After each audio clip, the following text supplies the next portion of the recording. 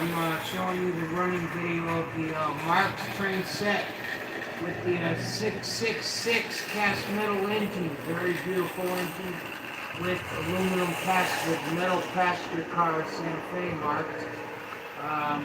Just wanted you to see this example of Marx train. I can get you one of these really cheap, one of these locomotives. They can run with Lionel, but you gotta change one of the couplers, and then they work with Lionel also. But I wanted you to see this, so that's why I'm doing the video. Marx train is very dependable, easy to work on, it lasts forever. In some cases, they're even better than Lionel. Let's see if we can zoom in on this. Smoke has a light. 666 Marx locomotive is what you're watching on the train track right here.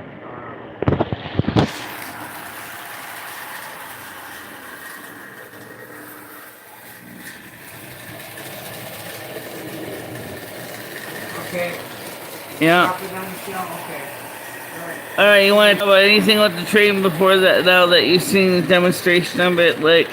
You don't have a lot of time, so you're gonna have to hurry. Like, yeah. Is there anything particularly you want to talk about it?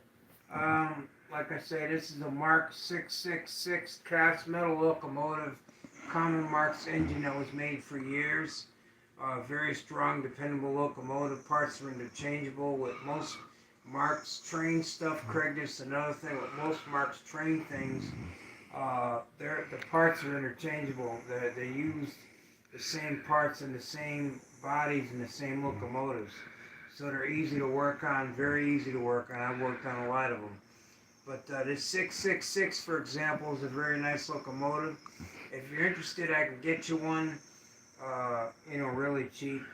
I can even get, they go as low as $15 starting in auctions.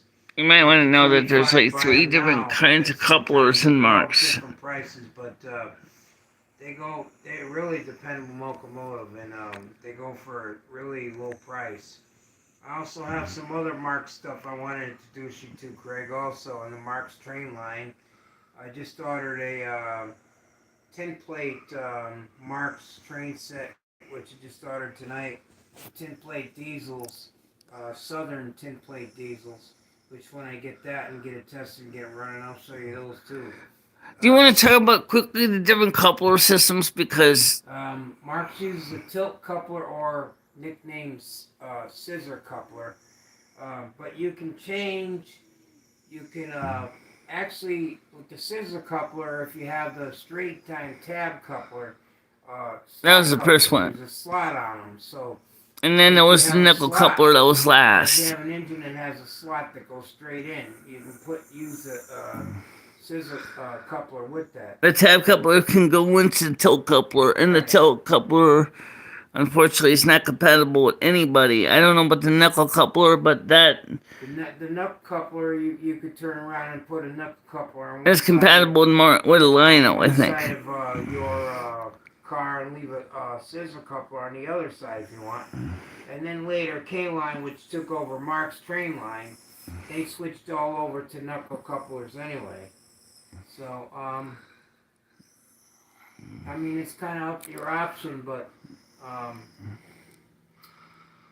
you could do either one. You could put one. I would put one, if I were a Marx person and Lionel person, I would put one knuckle coupler on one side, leave it scissor coupler on the other side, so you can use both.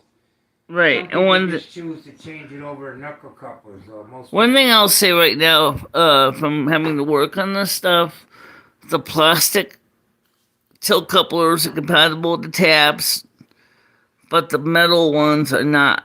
So, if you got the metal tilt coupler on the die-cast cars like these, they're not compatible with the tabs. So, yeah, you're going to have a miserable time. If you are using plastic cars with locomotives and stuff that have tabs, they can fit right into the tilt coupler, so no problem. But the problem is the springs come off, and then couplers don't stay locked in place. That's the problem with the tilt couplers. That's why we have those 2 cars in the end there are lashed together with foam wire, because when the coupler has lost its spring. You can get springs cheap enough. They're like whiskers. They're not easy to get in though. All right, anything before your battery dies? No, what most people do is because they want to make it easier for themselves. In my case, I think that I like to take up cars and put a knuckle coupler on one end and a regular plastic. I don't like the metal. I don't like the metal Marx tilt couplers at all because those won't even work because there's no slotting for the tab to go into straight into.